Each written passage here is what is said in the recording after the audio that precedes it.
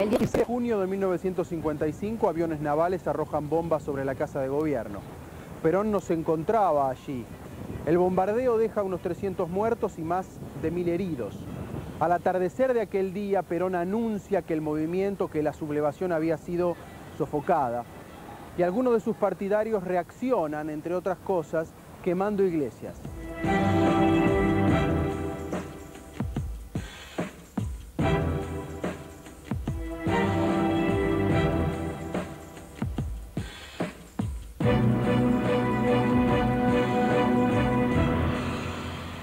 El 16 de septiembre del 55 se produce un nuevo levantamiento encabezado por la Marina y por otras guarniciones militares.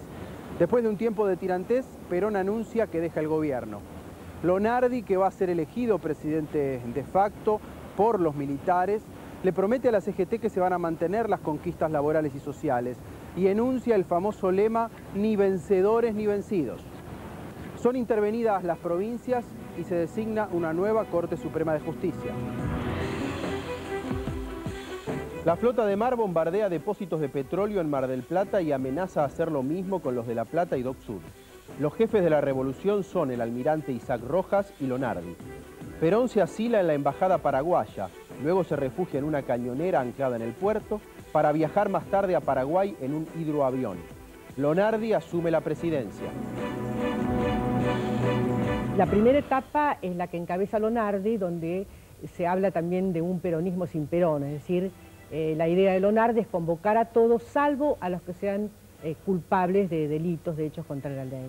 Es la etapa del ni vencedores ni vencidos, enunciado en Córdoba, pero que pronto se revela imposible de aplicar, no solo hacia afuera, hacia el peronismo, sino hacia adentro. Es decir, el general Lonardi ha sido el jefe de la revolución, la ha encabezado con su coraje personal, con su decisión, pero no tiene todos los hilos de la oposición a Perón.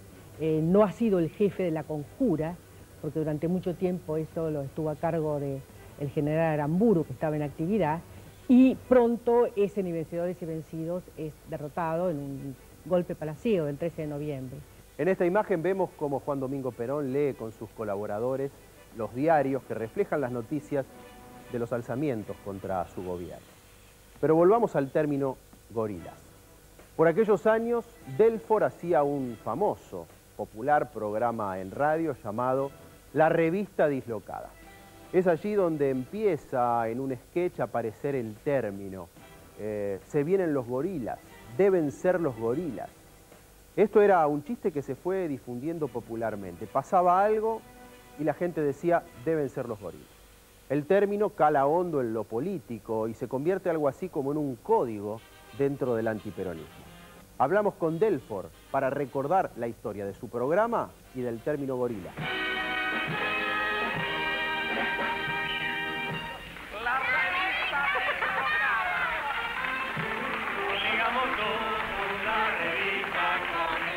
La revista Dislocada empieza en el año 53 en Radio Argentina. Fueron 3 meses muy buenos, tal es así que al segundo mes ya me vino a ver los representantes para salir a trabajar a los teatros. Eran personajes. Hasta ahí en radio habían trabajado muchos cómicos famosos, sobre todo del teatro de revista, Mario Fortuna, Pepe Arias, no sé, pero nadie había hecho, eran ellos, Sandrini y todo lo demás.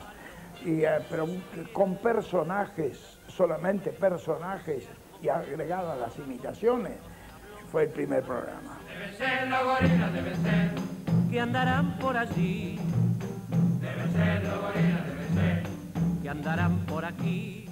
Y en el 55 es cuando aparecen los gorilas, que fue una frase que salió como tantas otras. Se pensó nada más que simplemente en una cosa. Hacíamos las parodias de Tarzán, que en esa época deberían ser los héroes de ahora. Y siempre, como en la serie, había un científico, siempre, Finlander, ¿no? Buscaba el cementerio de los elefantes. Ya habíamos hecho 3 o 4 veces la misma imitación, y entonces estaba escribiendo, entonces me ocurre, digo, pero ya basta de Finlandia, haciendo, buscando el cementerio de los elefantes, eso. Y entonces, digo, pero en la selva, los gorilas, sí, está siempre con la mona chica, la monachita Tarzán. Y ahí puse los gorilas. La segunda estaba puesto 2 veces en el libreto. La segunda vez la gente empieza a reírse. Entonces le vi el filón, digo, bueno, esto puede ser. Y le digo al Mirón, que era el que decía deben ser los gorilas, le digo, por lo más, mira, ahora voy a tirar una silla. Y cuando se produce el ruido, entonces te pregunto, ¿qué fue eso? Y, no, entonces, en un momento, como yo manejaba todo el diálogo ahí, entonces tiro la silla. La sala estaba repleta de gente, ¿no? Y fue un grito y un asombro, todo eso. Y digo, ¿qué fue eso? Y dice, deben ser los gorilas. Y la gente empezó a aplaudir. Y ahí quedó. Deben ser los gorilas, deben ser, que andarán por allí. Deben ser los gorilas, deben ser, que andarán por aquí.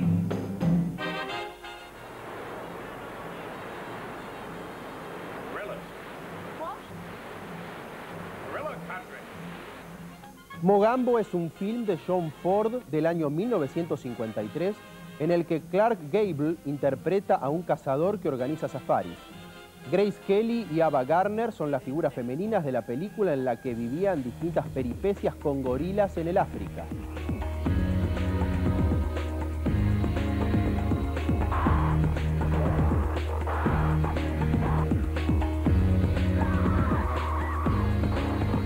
¿Cuándo nace el término y cómo el término gorila?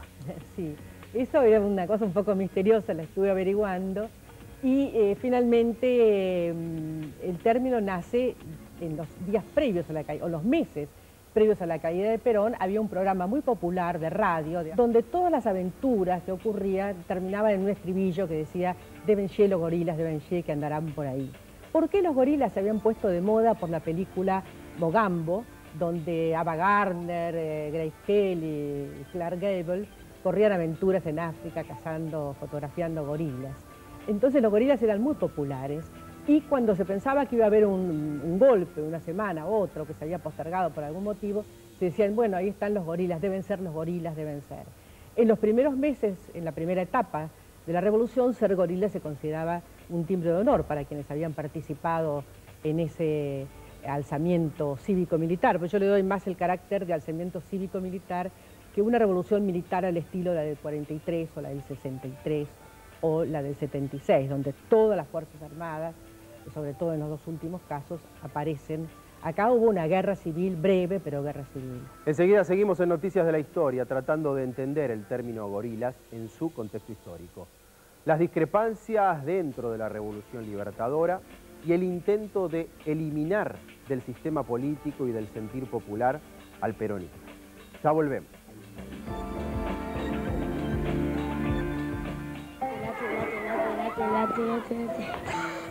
Esa la tengo, te la cambio. Pero es muy difícil de conseguir. Te la vendo a 3 pesos. Buenísimo. ¿Pero necesitas facturado o B? Y B, soy consumidor final. Lo que aprendés de chico no te lo olvidás más. Por eso en AFIP creamos el programa de educación tributaria.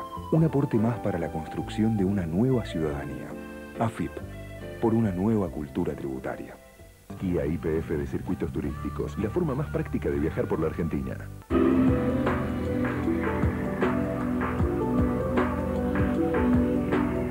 La resurrección, el libro definitivo sobre la historia de la postcrisis económica y política, de Diego Valenzuela y Eduardo Levi Yeyati, publica Sudamericana. Shell, más de 90 años en Argentina, mirando al futuro con energía.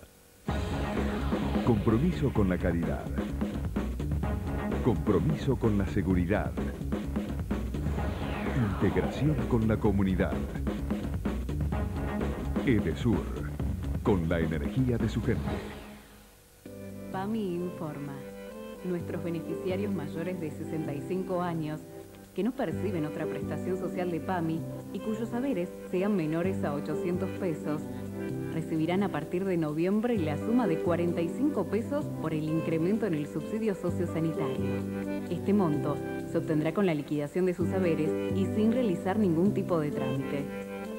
Para informarse, comuníquese llamando a PAMI Escucha al 0800-222-7264. PAMI, un trato más claro. En tu municipio hay un CPA que trabaja la prevención de adicciones. Arcor, 55 años dándole sabor al mundo. Presentó Petrobras.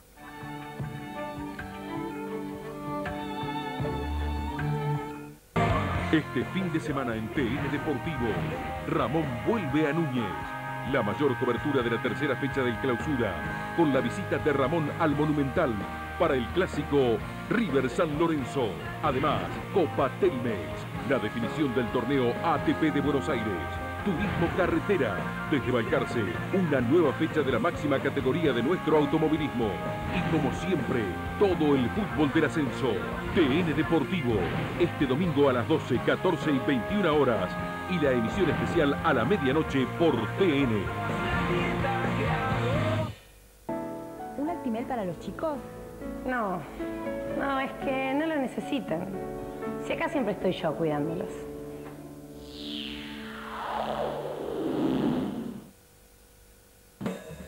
Antes de opinar, probalo. Como sabemos que te puede hacer bien y te va a gustar, queremos que pruebes Actimel. Este verano, vos también probá Actimel. Además, buscá los stands de Probactimel. Vamos a regalar más de 500.000 de botellitas. ¿Qué excusa vas a poner para no probarlo? Probá Actimel y ayuda a reforzar tus defensas cada día.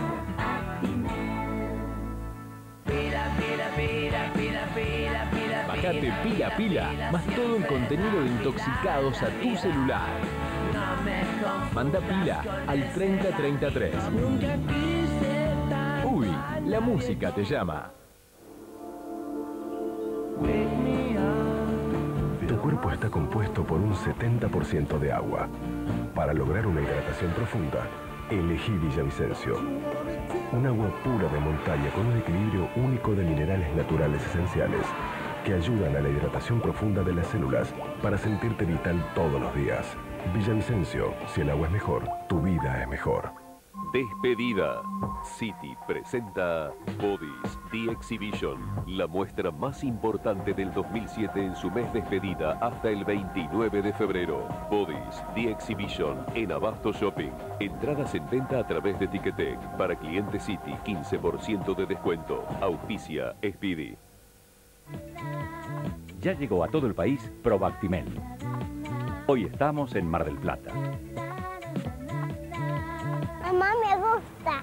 A Uma le encanta y a mí me deja tranquila. Y además está buenísimo porque tiene sabores 0%. Pensé que a ellos no les iba a gustar. Bueno. Pero ahora que lo probaron y les gustó, se los voy a dar todos los días. Como ellos, vos también probá Actimel y ayudá a reforzar tus defensas. Llegó el verano. Tus hijos se hacen milanesa. Y vos, en la cocina. Resolvelo fácil y rápido con un arrollado caprese a la Casancrem. Mezcla un pote de Casancrem Light con tomates, aceitunas, albahaca y pollo. Rellena un pionono y listo. Tus comidas de verano más prácticas, ricas y livianas con Casancrem. Ahora, con Vi de Villa del Sur, no cabeceas más. Vitalizate naturalmente, porque tiene guaraná, fuente natural de vitalidad y vitaminas B. Tomá Vi de Villa del Sur. Tu tarde sigue, y vos también. ¿Un Actimel? No necesito. Yo me la paso haciendo deporte. Tengo todo bajo control.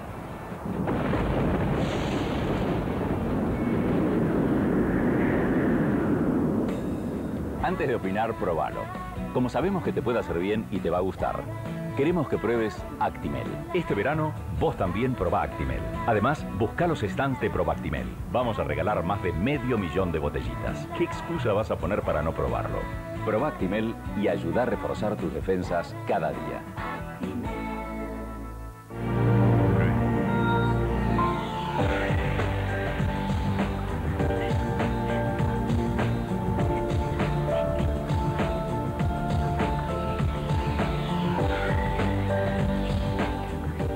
Y seguimos en Noticias de la Historia, recordando la Argentina del 55, la Revolución Libertadora y el término gorilas.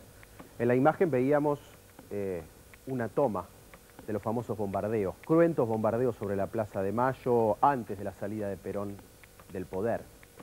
Sus opositores en el antiperonismo pensaban que esta fuerza política desaparecería de la faz de la Argentina al ser expulsado su líder. Esto obviamente no ocurrió. Durante la primera parte de la Revolución Libertadora, el término gorila se usaba con orgullo. Era un código del antiperonismo usar el término gorila y era con orgullo que se lo vivía. Con orgullo. Hay un discurso que yo cito de unas personalidades científicas de la época, el doctor Dago Olenberg, justamente el padre de Elena Olenberg, que fue víctima del proceso años más tarde, donde él dice que ser gorila es algo así como el hombre de Rudyard Kipling, el hombre del valor contenido, etc. Pero muy pronto esto queda capturado por el grupo ultra, del antiperonismo ultra, de las intervenciones en los sindicatos, de la fuerza, de las medidas de represión, de inclusive hasta participan en torturas, es decir, queda encapsulado en un grupo que no es todos los que han participado de la revolución, sino el sector más intransigente. Un sector dentro de los vencedores de sesgo nacionalista era partidario de una conciliación con el peronismo. En cambio, otro sector dentro del movimiento golpista no quería ningún trato ni con los peronistas ni con los sindicalistas, más bien lo que buscaban era la eliminación completa del peronismo. En este ámbito es que emerge fuertemente el gorilismo. Contra Perón había unanimidad, pero una vez ocurrido el golpe aparecen diferencias. El 13 de noviembre debe renunciar Lonardi, conciliador con el peronismo, y asume Aramburu, secundado por Rojas, que hacen del antiperonismo eje de su gobierno.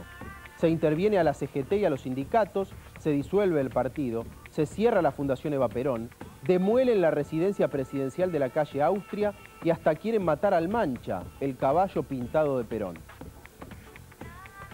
Y luego dentro del gobierno de Aramburu yo diría que hay dos etapas.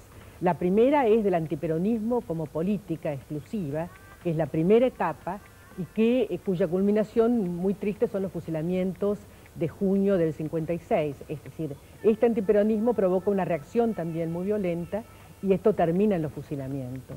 Luego viene la división, hay un sector de los que han apoyado a la Libertadora, cuya expresión sería Ernesto Sábato, cuando denuncia la existencia de torturas en este gobierno que se suponía que iba a ser de libertad, y luego viene la etapa de la marcha hacia las elecciones. Es un gobierno que se ha comprometido a ser breve, a convocar elecciones pronto, y donde la expectativa, la verdadera salida, se supone que es el triunfo de la Unión Cívica Radical. Aramburu junto al almirante Rojas fueron las caras más visibles del antiperonismo. Es famoso el decreto 4161 de marzo de 1956, donde se prohíben todos los símbolos peronistas. No solamente eso, se prohíbe también el uso de términos y palabras como Perón, justicialismo o tercera posición. No solo esto, también se prohíben todas las canciones o los himnos del peronismo como la famosa marcha. Quien violara estas normas corría el riesgo de ir a la cárcel por 30 días a 6 años.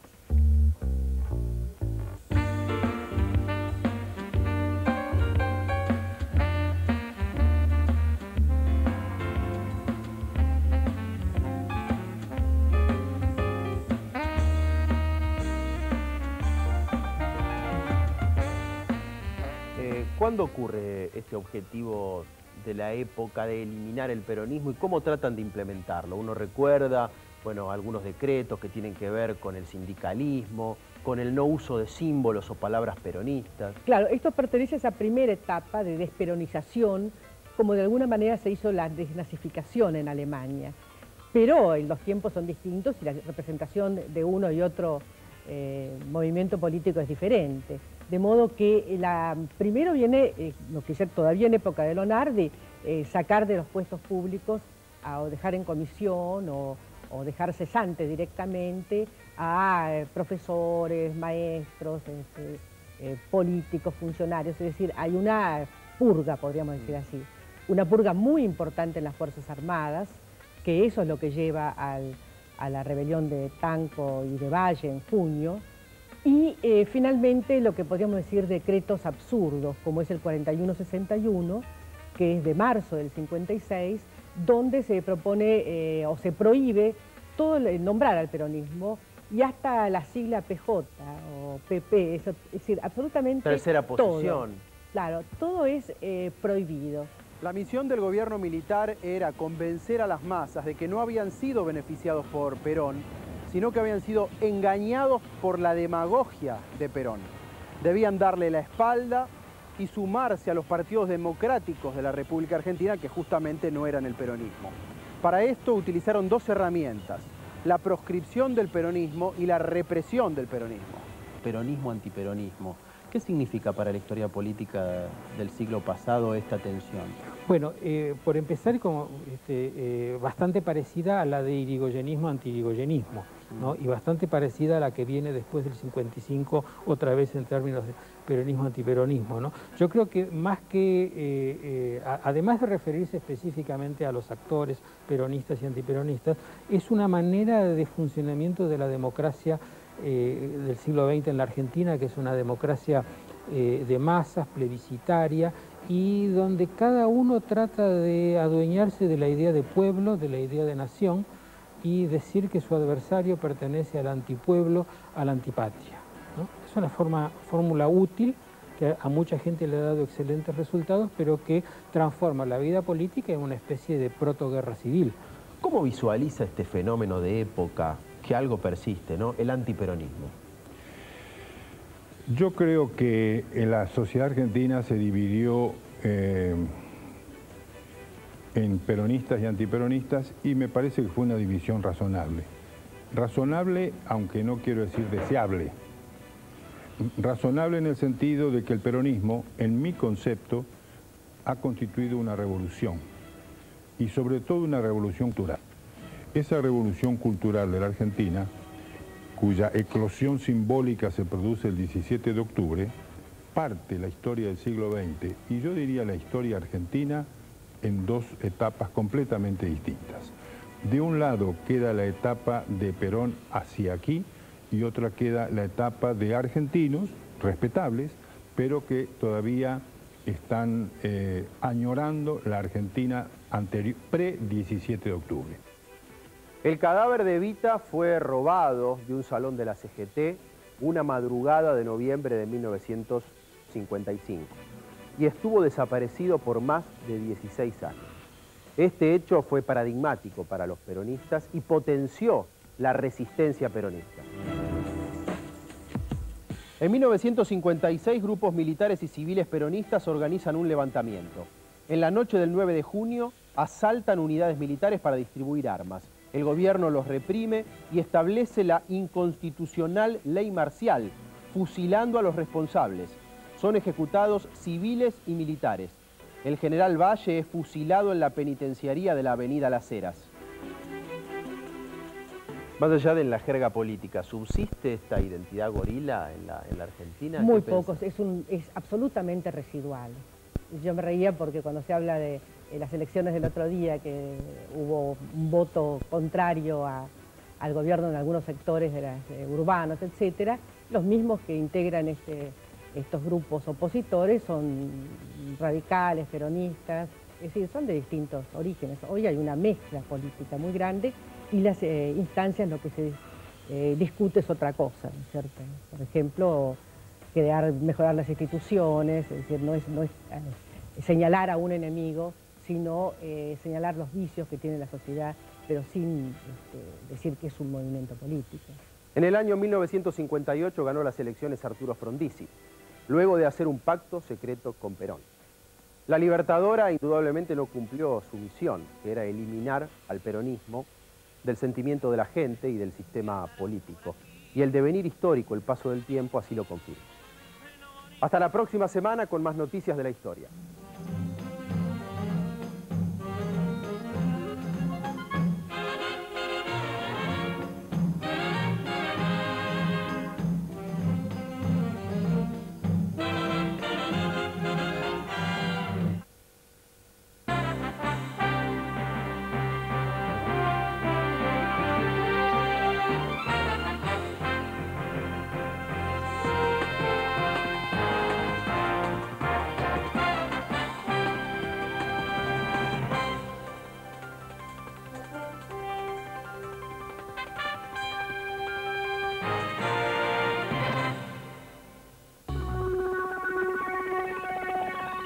Hola, ¿cómo les va?